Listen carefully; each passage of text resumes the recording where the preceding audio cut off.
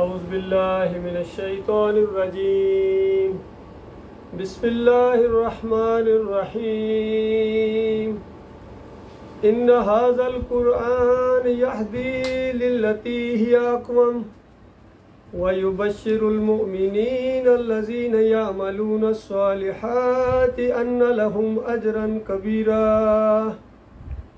व अन्नल्लज़ीना ला युमिनूना बिल आखिरति अअतदना लहुम अज़ाबन अलीमा। ये सूरह बनी इसराइल के पहले रुकू की आयत है। फरमाया हकीकत ये है, ये कुरान वो राह दिखाता है जो बिल्कुल सीधी है। ये कुरान वो राह दिखाता है जो बिल्कुल सीधी है। जो लोग इसे मानकर भले काम करने लगे, यानी अच्छे काम करें, साले काम करें, इसे मानकर पहले इसको माने, फिर उनकी नेकियों की अहमियत होगी। भले काम करें जितने भी हैं, उन्हें यह बिशारत देता है कि उनके लिए बहुत बड़ा अजर है। अजर कबीर कहा गया। आप खुद सोचें, जिसको अल्लाह कबीर कहेगा वो क्या चीज़ होगी। और जो लोग आखिरत को ना माने, उन्हें यह खबर देता है, यानी ये कुरान फिर उनको खबर देता है कि खबर सुन के आगे जाना। उन्हें यह खबर देता है कि उनके लिए हमने दर्दनाक अजाब मुहैया कर रखा है।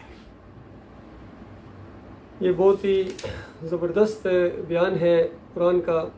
और ये एक वाक़या अगर सामने रखा जाए और इसको अगर आप समझ लें जो कुरान बयान करता है, और बहुत ही सादा है, तो आज पूरी दुनिया में जो कुछ हो रहा है, जितने वाक़यात हो रहे हैं, ख़ासकर ये बड़े लेवल पर इंटरनेशनल वाक़यात और ये जंगों का जो सिलसिला है, ये आप बिल्कुल इसका कंसेप्ट आपको क्लियर हो जाएगा ये मसला क्या है। क्योंकि बेशुमार लोग हैं, कोई समझ नहीं आती, कहते हैं पता नहीं क्या होने वाला है, क्या होगा, ये क्यों हो रहा है।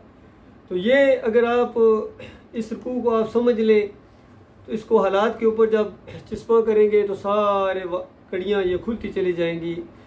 शुरू में फरमाया अल्लाह के नाम से जो बेइंतहा रहम फरमाने वाला है। पाक है वो ज़ात जो ले गया एक रात अपने बंदे को मस्जिद हराम से दूर की उस मस्जिद अक्सा तक, जिसके माहौल को हमने बरकत दी है ताकि उसे अपनी कुछ निशानियों का मुशाहिदा कराएं। हकीकत में वही है सब कुछ सुनने वाला और देखने वाला है। ये मेराज के वाक़े की तरफ इशारा है। और जब अल्लाह ताला इस अंदाज से अपने नबी को मुखातब करता है कि मेरे बंदे ने या मैंने अपने बंदे पर नाज़िल की, तो ये बहुत ही शफ़क़त का और प्यार और मोहब्बत का अंदाज़ होता है, क्योंकि ये सबसे बड़ा और प्यारा रिश्ता है कि अल्लाह हमारा रब है, हम उसके बंदे हैं।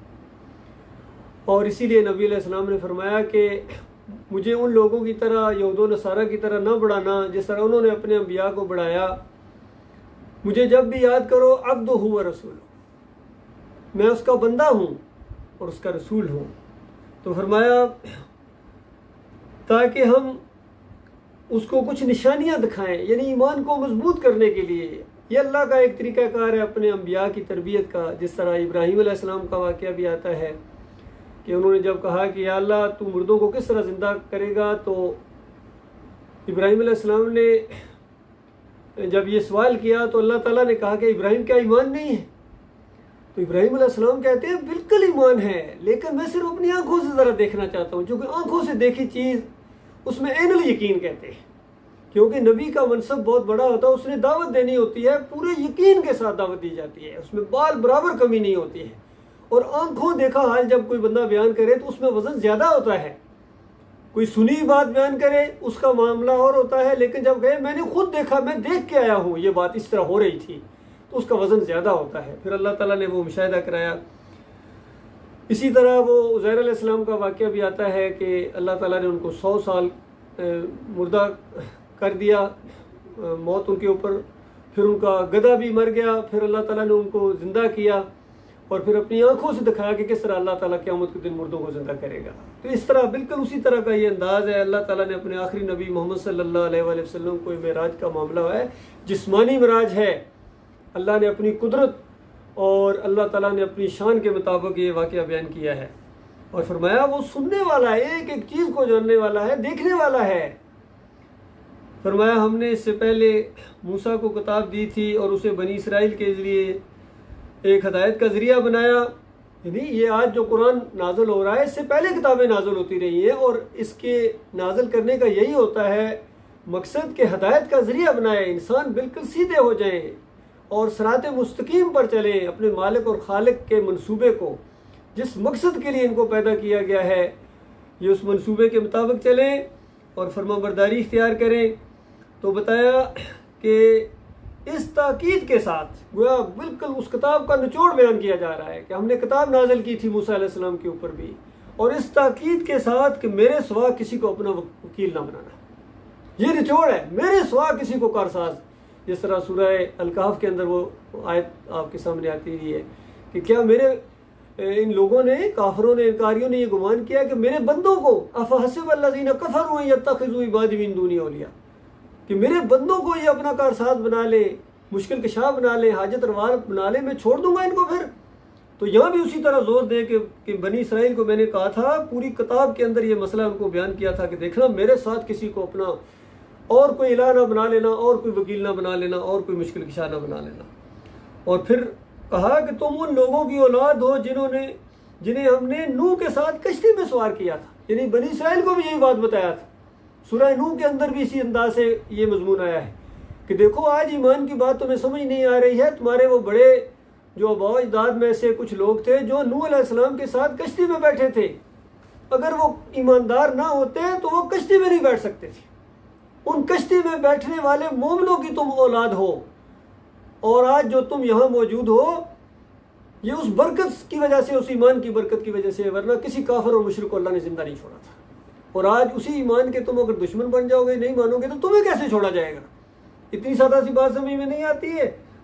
और फरमाया नूह एक शुक्रगुजार बंदे थे, जो कोई शुक्रगुजारी करता है वो अपने लिए करता है, और अल्लाह ताला बेपरवाह है, बेनियाज ज़ात है।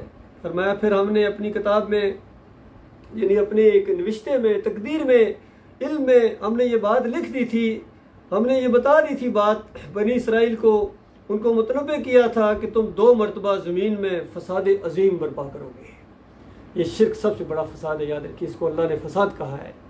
इस्लाह होती है अंबिया के ज़रिए, ईमान के ज़रिए, तौहीद की दावत के ज़रिए, और फिर जब शिर्क आता है तो हर तरफ फसाद फैल जाता है। सारी जितनी ये कत्लो गारत, फहाशी और झूठ, फरेब, मकर, जितनी ये चीज़ें हैं, ये शिर्क के बच्चे हैं, शिर्क की ये औलाद है, समझ लीजिए। और एक दफ़ा ईमान खालिस हो जाए, अल्लाह के साथ अपना तल्लक मजबूत हो जाए, अपने मालिक को अकेला मालिक मान लें, फिर ये सारे फितने फसाद हैं, ये ख़त्म हो जाते हैं। तो बताया, हमने बताया था कि ये फसाद बर्पा करोगे 2 मरतबा और बड़ी सरकशी दिखाओगे। आखिरकार जब उनमें से पहली मरतबा उस पहली सरकशी का मौका पेश आया, यानी जब तुमने कुफ्र शिर्क इख्तियार किया, तो उसके बाद फिर हमने क्या किया? ए बनी इसराइल, हमने तुम्हारे मुकाबले में अपने ऐसे बंदे उठाए जो नहायत जोरावर थे, बड़ी ताकत थे, बड़े जंगजू थे। इस तरह वो तुम्हारे ऊपर हमला आवर हुए, तुम्हारे मुल्क के अंदर घुसकर हर तरफ फैल गए। ये एक वादा था जिसे पूरा होकर ही रहना है। तो इस तरह असल में अगर आप देखें कि जिस वजह से बनी इसराइल के ऊपर अल्लाह ताला ने अपने बागियों को चढ़ाया था, और मस्जिद, उस दौर की जो मस्जिद थी इनकी, उसको बर्बाद कर दिया था उन फौजियों ने, बिल्कुल वही काम आज इस उम्मत मुसलमान के साथ हो रहा है, क्योंकि इन्होंने वही अंदाज इख्तियार किया है। और जिस तरह नबी अलैहिस्सलाम की हदीसें भी हैं कि अगर बनी इसराइल 72 में बटे थे, तुम 73 में बटोगे, बिल्कुल वही काम करोगे जो उन्होंने किया था। जिस अंदाज से वो गुमराह हुए, तुम भी उसी तरह गुमराह होगे। तो उसके बाद उसी तरह ये कौम गुमराह हो गई है, उसी तरह शिर्क इनके अंदर आ गया है। अल्लाह के बंदों को दाता कहते हैं, दस्तगीर कहते हैं, मुश्किल कशा कहते हैं, हाजत रवा कहते हैं, इनकी नज़र न्याज करते हैं और इनके दिन मनाते हैं। कोई पैदाइश मना रहा है, कोई उर्स मना रहा है, इनके उर्स हालांकि शादी को कहते हैं। इस अंदाज से वहाँ खुशियाँ मनाई जाती हैं, ढोल ढमक्के बाजे, वहाँ कबड्डी होती है, मुर्गों की लड़ाई होती है, चढ़ावे चढ़ते हैं, गोया एक ईद का सा समा होता है इनका। और कुफ्र शिर्क की इंतहा कर देते हैं। कहीं इनकी नज़र न्याज होती है 11वीं की शक्ल में, कहीं 12वीं की शक्ल में, मिलाद की शक्ल में। अभी देखना अगले महीने या चंद माह बाद मामला शुरू होने वाला है। 10 मुहर्रम को जो इस कौम ने किया है, किस तरह नज़र न्याज और सबीले और मार कटाई अपने आप को और घोड़े की पूजा, सब कुछ ये कौम पिछली कौमों से बहुत आगे चली गई है। उन्होंने अगर बछड़े को अपना माबूद बनाया था, इन्होंने घोड़े को अपना माबूद बनाया हुआ। दूसरी कौमें अगर मूर्तियों को पूजती हैं खड़ा करके, ये अपने बाबा को मूर्ति की शक्ल में दबा के पूजते हैं और फिर उनको पुकारते हैं। वहाँ 400 भंग है, सूटे हैं, या अली मदद के नारे हैं, या रसूल मदद के नारे हैं, बेहक्के फलां, बेहुरमते फलां, सदके या रसूल अल्लाह। फिर हर निज़ाम बातिल निज़ाम इन्होंने इख्तियार किया, चाहे जमहूरियत का हो या दूसरे जितने निज़ाम है, लेकिन नहीं इनको निज़ाम पसंद है तो अल्लाह का बनाया हुआ पसंद जो निज़ाम है वो इनको पसंद नहीं, जो नबी अलैहि सलाम ने कायम किया था, सहाबाए किराम ने जिसको आगे बढ़ाया। और अल्लाह का एक ही पसंदीदा ये दीन है इस्लाम। इस्लाम के नाम से जो दीन है अल्लाह ताला के यहाँ इसकी अहमियत है। और बाकी जितने अधिहान हैं जिसके अंदर गुंजाइश बाकी है इनके शिर्क की, कुफर की, सूदी निज़ाम भी चलता रहे, फाइशी भी चलती रहे, फिल्में भी चलती रहे, ड्रामे भी चलते रहे, सब कुछ चलता रहे। वो जो हाली ने कही थी कि सब कुछ करते हैं ये, करे गैर बुत की पूजा तो काफर, कवाकब में माने करिश्मा तो काफर। वो दूसरी कौमें हैं जो अगर कोई इस तरह का मामला करे वो काफर हो जाते हैं। लेकिन कशादा है मोमनों पर ये राहें, सारी जितनी राहें हैं, जो मर्जी करें, शहीदों के ऊपर जाके चादरें चढ़ाएं, उस करें, मेले करें, इनका ईमान बिगड़ता ही नहीं है। तंज़िया अंदाज में इस अंदाज से कहा था, सब कुछ ये कौम कर रही है। इसी वजह से अल्लाह ताला ने इनके ऊपर अपने बागियों को चढ़ाया, लानती कौम को इनके ऊपर चढ़ा दिया है। वो जो इसराइली है, ये यहूदी है, ये इनको मार कर पिटाई कर रहे। इससे पहले अरबों को उन्होंने मारा था, इतने ममालिक मिलकर भी उनका मुकाबला नहीं कर सके, छुपते फिरते थे। तो अभी भी वहाँ गजा में जो कुछ हो रहा है या कश्मीर में जो कुछ हो रहा है, हर जगह कुफ्र और शिर्क की वजह से और अल्लाह के अजाब के कोड़े इनके ऊपर बरस रहे हैं। तो मालिक फरमाता उनको भी हमने इसी तरह किया था, ये एक वादा था जिसे पूरा होना ही था। इसके बाद हमने तुम्हें उन पर गलबे का मौका दिया। फिर उनके अंदर तौहीद की आवाज़ उठी, अंबिया के जरिए बनी इसराइल के अंदर उनको कहा गया कि देखो इस गुलामी की जंजीरों से निकल सकते हो अगर तुम ईमान लाओ, अल्लाह के ऊपर खालिस ईमान इख्तियार करो तो अल्लाह ताला तुम्हें गलबा अता फरमाएगा, तुम्हें औलाद से नवाजेगा, तुम्हारी कुव्वत के अंदर कुव्वत को अजाफा करेगा। तो बिल्कुल वो अल्लाह ने अपना वादा फिर पूरा कर दिखाया कि उसने तुम्हें माल और औलाद से मदद की, तुम्हारी तादाद को पहले से बढ़ा दिया। देखो तुमने भलाई की तो तुम्हारे ही लिए भलाई थी, यानी देखा कि तुमने ईमान अकीदे को अगर माना, अपने मालिक को अकेला माबूद माना, देखो फायदा किसको हुआ है, तुम्हें हुआ था ना। और इससे पहले जब सरकशी दिखाई थी तो कोड़े किस पर पड़े थे। तो इस अंदाज में अल्लाह ताला ने समझाया। और जो बुराई की तो उसकी भी तुम्हारी ज़ात ही के ऊपर वो साबित हुई थी। फिर जब दूसरे वादे का वक्त आया, फिर उसके बाद 2 चुके वादे थे, फिर इनके अंदर कुफ्र शिर्क आया। फरमाया तो हमने दूसरे तुम्हारे दुश्मनों को तुम पर मुसल्लत किया ताकि वो तुम्हारे चेहरे बिगाड़ दें और मस्जिद जो बैतुल मुक़द्दस है उसमें उसी तरह घुसे जिस तरह पहले दुश्मन घुसे थे, और जिस चीज़ पर उनका हाथ पड़े उसे तबाह और बर्बाद करके रख दें। नजर लगाइए, ये दूसरी मार भी फिर, क्योंकि अल्लाह का एक ही अंदाज है कि तुम कुफ्र शिर्क करोगे मार पड़ेगी, दुनिया के अंदर भी ज़िल्लत और ख्वारी आएगी, आखिरत में तो जहन्नम है ही है। यहाँ दुनिया में भी तुम सुकून के साथ, इज्जत के साथ सर उठा के ज़िंदगी नहीं बसर कर सकते हो। फरमाया तुम्हारा रब अब फिर तुम पर रहम का इरादा रखता है, यानी तुम फिर ईमान खालिस की तरफ आ जाओ। अब ये तौहीद की दावत उठी है नबी अलैहिस्सलाम के जरिए मक्का के अंदर, तो तुम सरकशी ना दिखाओ, मुखालफत ना करो, क्योंकि अगर तुमने फिर मुखालफत की हम अपने फिर कोड़े कोड़ कर देंगे। इस अंदाज से उनको बताया जा रहा है। फरमाया अगर तुमने फिर अपनी साबका रवश का अदा किया तो हम भी फिर अपनी साबका रवश को फिर सजा को फिर हम उसको दोहराएंगे। और फिर ये वादा भी पूरा हुआ गया है, तीसरा वादा हो गया, क्योंकि इन्होंने ईमान नहीं लाया था, मुखालफतें की, और उसके बाद इन यहूदियों के साथ जो मामला किया गया था बनु कुरैज़ा के साथ, और इससे पहले जितने ये खैबर के जिनको वहाँ से निकाला गया और दूसरों को गुलाम बनाया गया, और उनके 700 उनके जो जंगजू किस्म के लोग थे उनको एक दिन के अंदर उनकी गर्दनें उड़ा दी गई।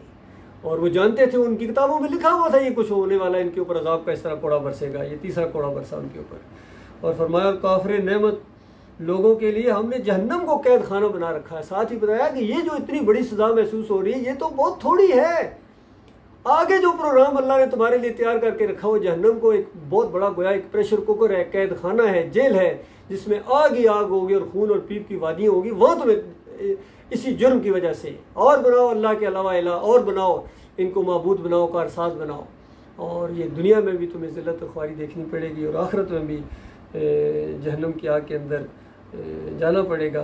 तो आप देखिए मेरे भाइयों किस तरह कुरान इस मसले को खोल खोल के बयान करता है। इस वाक़े को बयान करने के बाद अगली आयतें वो आ रही जिसमें बताया गया हकीकत यह कि कुरान वो राह दिखाता है जो बिल्कुल सीधी है, सादा सी बात है। क्या जाता है, कह दो अल्लाह के बंदो मेरा अकेला माबूद है, बस वो मेरा दाता है, वो मेरा दस्तगीर है, वो मैं उसकी फरमाबरदारी करूंगा जो उसका हुक्म है, समय ना वाताना, समय ना वाताना। मैं आगे से इतराज़ नहीं करूंगा और नाफरमानी नहीं करूंगा, बल्कि शौक के साथ, बड़ी एहतराम के साथ अपने मालिक और खालिक की फरमाबरदारी करो। ये चंद दिनों, चंद लम्हों की ये ज़िंदगी है, ये टेस्टिंग पीरियड है, यही आजमाए जा रहे हो कि अल्लाह के फरमाबरदार हो या नाफरमान हो। और फरमाबरदारों के लिए अल्लाह ताला ने जन्नत की बहारें तैयार करके रखी है। वो जन्नत जिसमें जाने का शौक़ है वो फरमाबरदारों के लिए है, और नाफरमानों के लिए अल्लाह ताला ने जहन्नम की आग को तैयार करके रखा हुआ है। तो ये एक बयान है अल्लाह के बंदो। इसकी तनासर में अगर आप इस मौजूदा सूरत हाल को देखेंगे बिल्कुल बात वाज़ेह हो जाएगी। इसीलिए अपनी कौम को हम बार बार यही कहते हैं, हमारी दावत इसी नुक्ते के ऊपर है कि लोगों तुम्हारी कितनी परेशानियाँ, ज़ाहिर तुम्हारे मसाइल हैं, तुम एक दफ़ा अल्लाह के ऊपर ईमान अपना बिल्कुल सच्चा कर लो। और ये शिरक और कुफ्र के जितने अड्डे हैं, ये मज़ार हों, ये मूर्तियाँ हों, ये जितने जमहूरियत का सिस्टम हो या तावीज़ गंडा हो, जितनी शिरक की किस्में, इनको ठोकर से पीछे हटाओ जिन्होंने अल्लाह की रहमत का रास्ता रोका हुआ है। और मसलक परस्ती से निकलो, फ़िरक़ों से निकलो, बरेलियत से, देवबंदियत से, अहले हदीसियत से निकल कर ईमान की तरफ आओ, इस्लाम की तरफ आओ, दीन को अल्लाह के लिए इख्तियार करो। अज़ाने अल्लाह के लिए, 2 पैसों के लिए, तनख्वाह के लिए नहीं। और इमामत भी अल्लाह के लिए करो, नमाज पढ़ना भी अल्लाह की इबादत है, पढ़ाना भी अल्लाह की इबादत है। आज दीन पूरी तरह एक पेशा बन गया है, सारे दीन से कमा रहे हैं, बरेलवी हूँ, देवबंदी हूँ, अहले हदीस हूँ, दूसरों की मस्जिदों पर कब्जे करते हैं। एक दीन तमाशा इन्होंने बनाया हुआ है, और वो खालिस दीन जिसके अंदर पूरा एक मॉडल मौजूद है, नबी अलैहिस्सलाम का तरीका, सहाबा इकराम का तरीका, ताबीन है, तबा ताबीन है, पूरी एक रोशन ज़बरदस्त किस्म की हमारी तारीख़ है और समझ में आने वाली है। और इस पर अमल किया जा सकता है। जब तक इसको अमल नहीं करोगे, दीन को, कुरान को अपने ऊपर नाफज नहीं करोगे, तुम्हारी कोई हैसियत नहीं है अल्लाह की। अल्लाह ताला को फिक्र करने की तौफीक अता फरमाए।